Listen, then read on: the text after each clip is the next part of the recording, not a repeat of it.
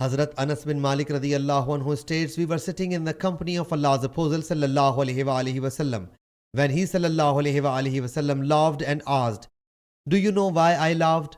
We submitted, Allah Jalla Jalaluhu and His Apostle sallallahu alaihi wasallam know the best. He sallallahu alaihi wasallam said, I laughed because of the talk of a bondsman with his Lord Jalla Jalaluhu. The bondsman will submit, O my Lord Jalla Jalaluhu, haven't you granted me refuge against injustice?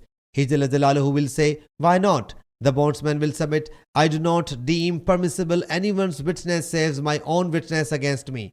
Allah Jalla Jalaluhu will say, today your own witness against you is sufficient, and the witness of Kiraman Katibin, names of two angels alayhimus salam, as well. He sallallahu alaihi wasallam said, his mouth will be sealed and it will be said to his parts of body, speak. His parts will thereupon narrate his deeds. Then there will be caused a seclusion between him and the talk. He will then say to the parts, be off, be away, I was contending only for you. Sahih Muslim Hadees number 7365.